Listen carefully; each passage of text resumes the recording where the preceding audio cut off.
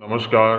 आज हम लोग एफएमजी के रिकॉल क्वेश्चन के विषय में पढ़ेंगे जो बहुत ही महत्वपूर्ण प्रश्न है और जो पूछे जा चुके हैं और निश्चित रूप से आगे की परीक्षाओं में भी एफएमजी के एग्ज़ाम्स में और पीजी के एग्ज़ाम्स में पूछे जाएंगे।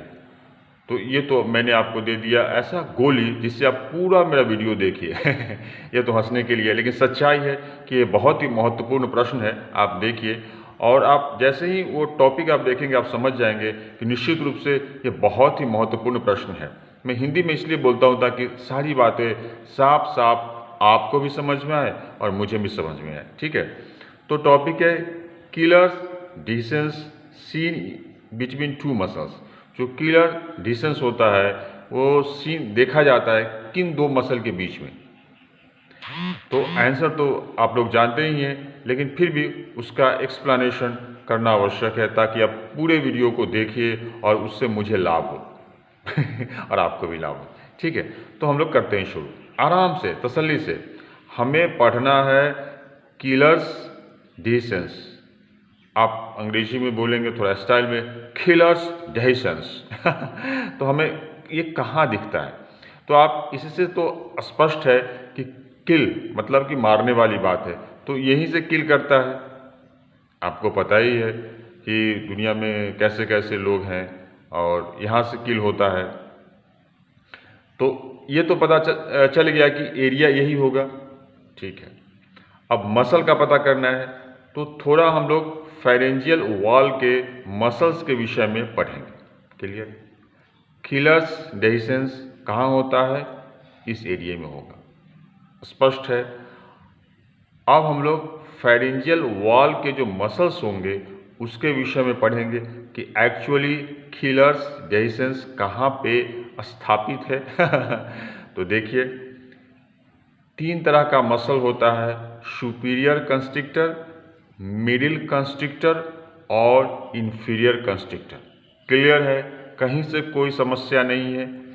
फेरेंजियल वॉल में तीन तरह के मसल्स होते हैं, सुपीरियर कंस्ट्रिक्टर, मिडिल कंस्ट्रिक्टर और इंफीरियर कंस्ट्रिक्टर। आप देखिए कि भोजन करते हैं तो क्या दबाते हैं तब भोजन अंदर जाता है, तो कंस्ट्रिक्ट होता है। तो कंस्ट्रिक्टर ऊपर का हुआ, बीच का हुआ, नीचे का हुआ। ऊपर के कंस्ट्रिक्टर को सुपीरियर कंस्ट्रिक्टर बोलते हैं, बीच के कंस्ट्रिक्टर को मिडिल कंस्ट्रिक्टर बोलते हैं और नीचे के कंस्ट्रिक्टर को इंफीरियर कंस्ट्रिक्टर बोलते हैं। कुछ याद नहीं करना है, किलर्स सुपीरियर मिडिल। ठीक है, इंफीरियर में दो पार्ट होता है, थायरोफैरिंजेज और क्रिकोफैरिंजेज। थायरोफैरिंजेज और क्रिकोफैरिंजेज इंफीरियर में ही क्यों होता है? बिल्कुल साफ है कि फैरिंक्स ऊपर की तरफ आया तो नीचे की तरफ थायराइड है। देखिए इस एरिया में थायराइड है और फैरिंक्स ऊपर की ओर है तो नीचे मतलब इंफीरियर, ये इंफीरियर एरिया हुआ और थायराइड भी इसी एरिया में है। तो आप देखिए कि इंफीरियर में दो पार्ट हो गया। आप ऐसे भी सोचिए कि ऊपर से नीचे बढ़ेंगे तभी वो सेक्शंस बढ़ेंगे। तो थायरोफैरिंजेज और क्रिकोफैरिंजेज ये सब फेरेंजियल वॉल से संबंध रखते हैं। ठीक है, तो नीचे आया तो थायरोफैरिंजेज और क्रिकोफैरिंजेज। अब देखिए जो क्रिकोफैरिंजेज है, क्रिकोफैरिंजेज है इंफीरियर में, थायरोफैरिंजेज। देखिए ये जैसे हुआ तो एक तरफ थायरोफैरिंजेज हो गया और एक cricopharyngeus. Superior constrictor, middle constrictor, inferior constrictor. Inferior constrictor के दो भाग हो गए, एक और थायरोफैरिंजेज और एक हो गया क्रिकोफैरिंजेज। यही जो एरिया है, ऐसे समझाने के लिए बोल रहा हूँ। Superior, middle, inferior, thyropharyngeus, cricopharyngeus. Clear? देखिए क्रिकोफैरिंजेज एग्जैक्टली ये नहीं होता, लेकिन मैंने समझने के लिए बताया है। क्रिकोफैरिंजेज को हम एरिया ऑफ वीकनेस कहते हैं। तो ये भी याद करना आसान है। क्रिको मतलब क्रैक मतलब वीकनेस। तो एरिया ऑफ वीकनेस किसको बोलेंगे? क्रिकोफाइरेंजेस को बोलेंगे। उसमें एक ट्रायंगल होता है, उसी ट्रायंगल को हम लोग कहते हैं किलर्स ट्रायंगल, किलर्स डेहिसेंस।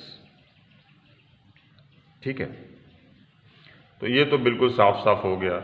अब हमारा प्रश्न था कि किलर्स, मैं किलियन को किलर्स बोलता हूँ ताकि इससे साफ साफ समझ में आ जाए। प्रश्न हमारा है किलियन डेहिसेंस, किलर्स डेहिसेंस नहीं, किलियन डेहिसेंस।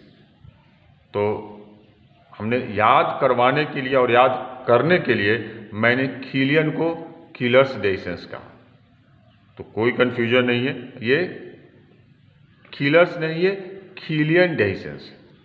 बिल्कुल साफ हो गया। चलो, याद करने के लिए बोला था। अब कहता है कि दो तरह का है, उत्तर हमें मिल चुका है, क्रिकोफाइरेंजेस और थायरोफाइरेंजेस। तो जो किलियंस डेहिसेंस होता है वो दो तरह के मसल को मिलाकर बनता है, बिटवीन टू मसल्स होता है, थायरोफाइरेंजेस और क्रिकोफाइरेंजेस। थायरोफाइरेंजेस और क्रिकोफाइरेंजेस किसका भाग है? इंफीरियर कंस्ट्रिक्टर का, जो फाइरेंजियल वॉल के मसल है। क्लियर? तो कहीं दिक्कत नहीं। चलो ठीक। अब नेक्स्ट कौन सा है, कुछ छोटा सा ढूंढता हूँ ताकि वीडियो बड़ा ना हो जाए।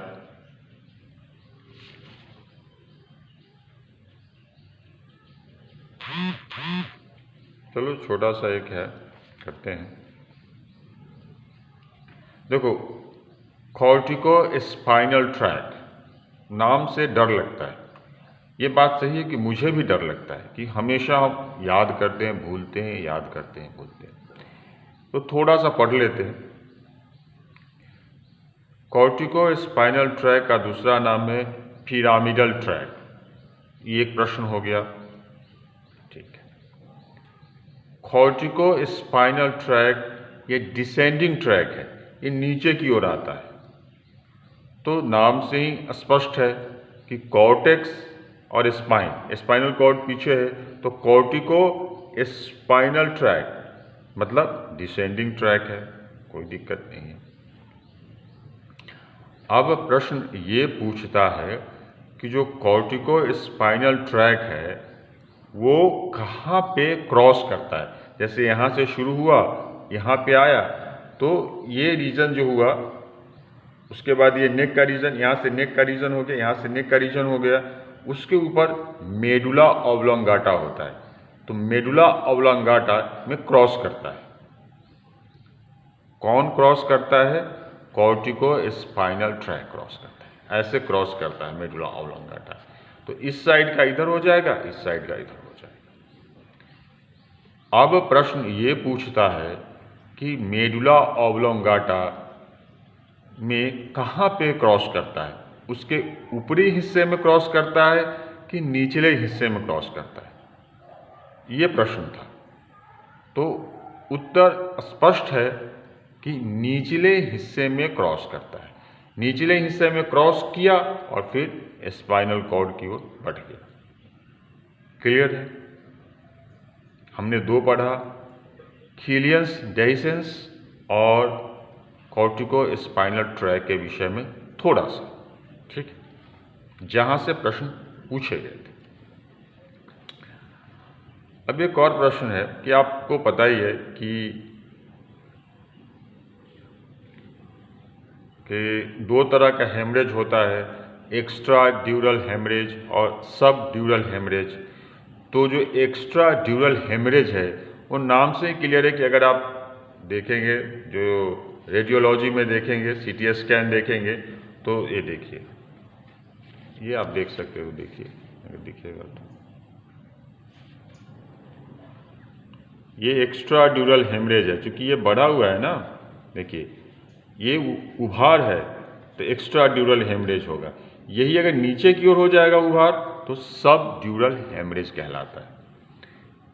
तो एक्स्ट्रा ड्यूरल हेमरेज है वो बाई कॉन्वेक्स होता है, पूछा गया है प्रश्न। लेंटी शेप्ड होता है, पूछा गया है, यानी extradural haemorrhage by convex और लेंटी शेप्ड। लेंस क्या कहा, लेंटी शेप्ड। अब ये कहता है कि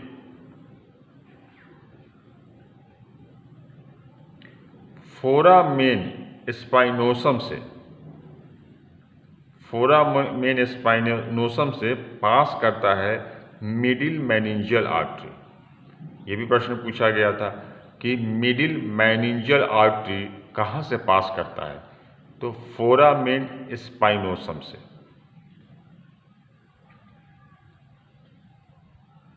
ठीक है, और उसी के रैप्चर से, उसी के फटने से बूम एक्स्ट्रा ड्यूरल हेमरेज होता है। तो उल्टा करते हैं कि एक्स्ट्रा ड्यूरल हेमरेज कैसे होता है, तो मिडिल हेमरेज का मतलब ही है कि रक्त का जमाव होता है, खून का जमाव होता है। तो कहाँ से खून आता है, वो खून आता है आर्टरी से, और उस आर्टरी का नाम है, जैसे आपने देखा कि ये जो आपने स्ट्रक्चर देखा तो यहाँ पे इस तरह से ये खून का जमाव हुआ, ये एक्स्ट्रा ड्यूरल हेमरेज। तो कहाँ से खून आया, एक खून आपको आया, ये रक्त आपको आया मिडिल मेनिंजियल आर्टरी से, ब्रेन के। और अब प्रश्न ये भी पूछता है कि मिडिल मेनिंजियल आर्टरी कहाँ से पास करता है, तो फोरामेन स्पाइनोसम से। तो इतना है, रखते हैं। 12 मिनट का वीडियो हो गया, बड़ा वीडियो है। हम लोगों ने 2 ही कॉन्सेप्ट ये किया है, डिस्कस किया है, लेकिन बहुत ही स्पष्ट है, साफ है, कहीं कोई समस्या उत्पन्न नहीं होती। क्लस डिसेंस ठीक, सुपीरियर, मिडिल, इंफीरियर, थायरोफारिंजेज, क्रिकोफारिंजेज। ये इंफीरियर में 2 भाग हो गया, इसमें क्लस डिसेंस हो गया, ये हो गया। उसके बाद आपने देखा कि EDH है, एक्स्ट्रा ड्यूरल हेमरेज है, एक्स्ट्रा ड्यूरल में मिडिल मेनिंजियल आर्टरी हुआ। मिडिल मेनिंजियल आर्टरी कहाँ से पास करता है, फोरामेन स्पाइनोसम से। बस तो इतना ही है, और कुछ नहीं है। आप ऐसे याद रखते हैं कि स्पाइन क्या होता है, कांटा चुभता है तो रक्त निकलता है, तो किस फॉर्म में आपको, जो रेडियोलॉजिकल किस फॉर्म में आपको मिलेगा, तो extradural haemorrhage CT scan में मिलेगा। तो ऐसे भी EDH क्या हो गया, तो फोरामेन स्पाइनोसम, कोई कन्फ्यूजन नहीं है। तो इतना रखते हैं, और कृपया करके मेरे चैनल को लाइक और सब्सक्राइब कर दीजिएगा। ये मन में बात छुपी हुई है, मैं कहना नहीं चाहता था, लेकिन बोलता हूँ, तो हो सकता है कि थोड़ा मेरा भला हो जाए। मैं गरीब आदमी, कर दीजिए। अच्छा, एक बात बताइए, मेरी एक्टिंग रियल लगी कि नहीं? चलो ठीक है, तो रखते हैं। जय सरस्वती माता, भी उनका पर्व है। जय श्री राम। अच्छे बने रहिए।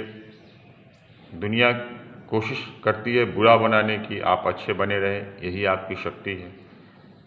जय श्री राम।